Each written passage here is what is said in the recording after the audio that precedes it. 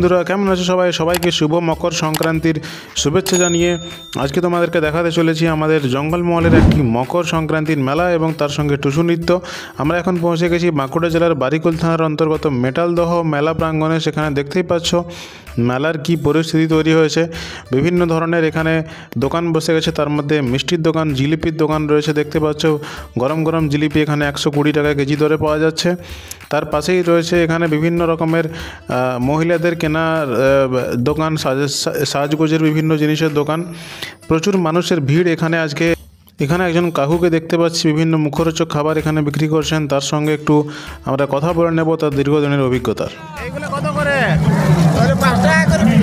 আচ্ছা, আর নিমকিগুলো সব 5 টাকা? 5 টাকা করে। আচ্ছা, 5 টাকা করে চানাচুর, 5 টাকা করে পাপড়। আচ্ছা, ঠিক আছে। তাছাড়া মেলাতে বিক্রি হচ্ছে এগরোল, চাউমিন সহ বিভিন্ন রকমের ফাস্ট ফুডের খাবার। সেগুলো বাচ্চাদের এবং বড়দের বিভিন্ন আকর্ষণের জিনিস এখানে হয়ে উঠেছে। রয়েছে এখানে আখের রসের স্টল। এই দাদা এখানে আখের রস বিক্রি করছেন।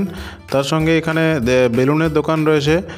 গ্রামের ছোট ছোট ভাই বোনেরা, মা, জেঠিমা, কাকিমারা সবাই পৌঁছে গেছেন এই মেলা দেখতে। মাত্র 2 ঘন্টার মতো এই মেলাটি হয়। সেই সময়ের মধ্যে আশেপাশের প্রচুর গ্রাম থেকে প্রচুর মানুষ এখানে আসেন মেলা দেখতে।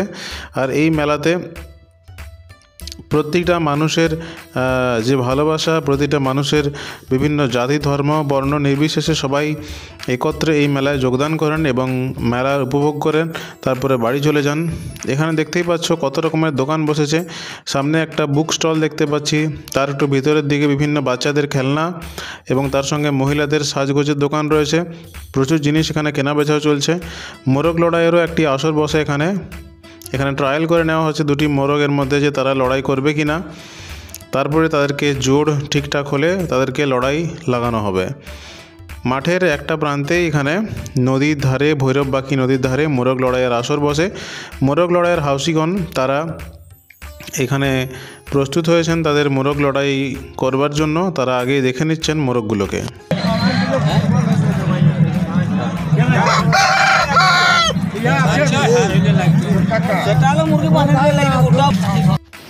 বিভিন্ন জাতের এখানে বড় সাইজেরও মোরগ রয়েছে। এইখানে কিছুক্ষণ দেখার পর আমরা চলে যাব প্রধান অনুষ্ঠানে, যেটা হলো টুসু নৃত্য। আমাদের জঙ্গলমহলে সেই বিখ্যাত টুসু নৃত্য এখানে শুরু হয়ে গেছে। এখানে 3টে দল টুসু নাচে অংশগ্রহণ করেছিল, তাদের মধ্যে প্রাইজও দেওয়া হয়েছে মেলা কমিটির পক্ষ থেকে।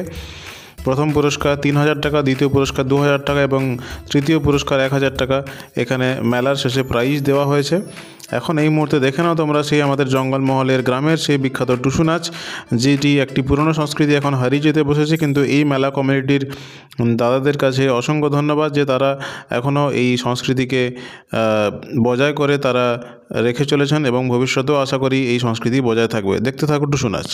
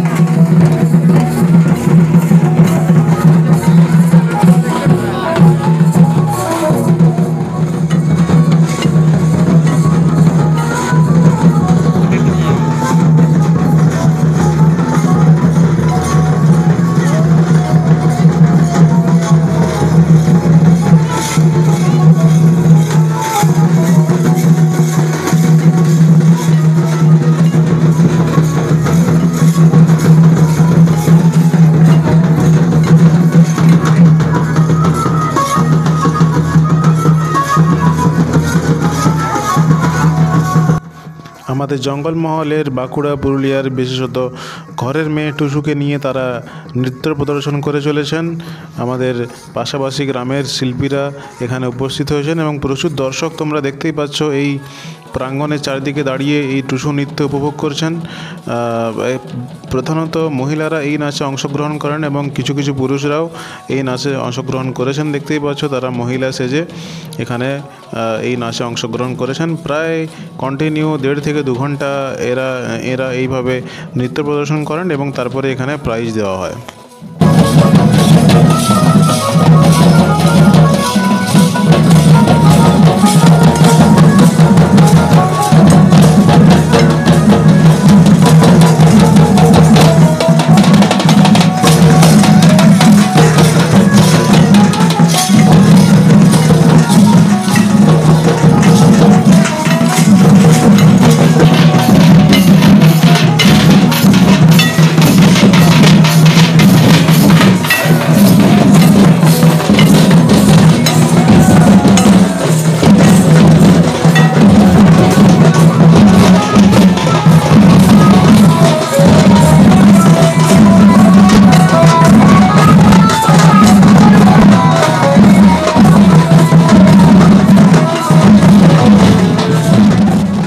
তো আমাদের জঙ্গলমহলের মানুষের এই টুসু নাচ তোমাদের কেমন লাগলো কমেন্টে অবশ্যই জানাও।